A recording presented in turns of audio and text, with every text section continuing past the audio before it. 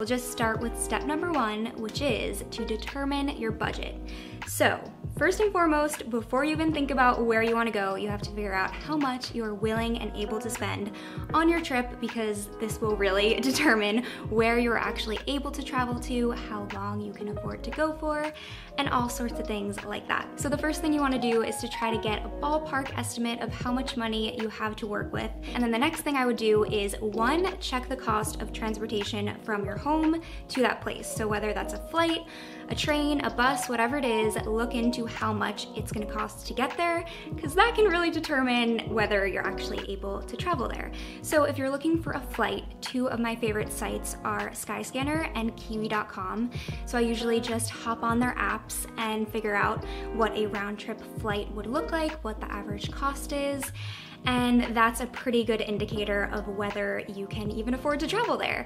And then the next thing I do is check the average price of accommodation in the place that I'm interested in going to. So the average hotel price. I will hop on Booking.com or Airbnb and just kind of get an idea of whether there's anything affordable. Step number two, which is to figure out what the goal of your trip is. Do you want to have an action-packed adventure? Do you want to have a very relaxing, revitalizing vacation?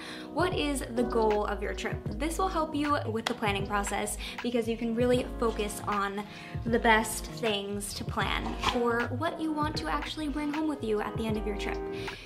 Step number three is just to do your research. But I did want to mention a few things that are very important to research before you leave your home country. For one, you should definitely look up whether there are any visa requirements, because a lot of countries you wouldn't think you need a visa for, especially if you're American or if you have a passport that tends to be very free traveling.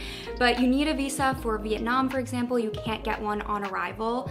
You need one for Australia. You need one for tons of countries. And you have to apply a few days before you leave for that country. So tons of places you can get a visa on arrival. Usually they're valid for 30 to 90 days depending, but definitely look into visa requirements before you just book your ticket. Another thing is, you are going to a new place, and if you're going to a country far away from home, you should probably make sure that, one, the place is safe, especially if you're traveling alone. Another really important thing is to look into the cultural standards in the country that you're traveling to. Remember, when you're traveling to someone else's country, you are a visitor in their country, and it is your job to respect their culture. Look on into step number four, which is to create a loose itinerary.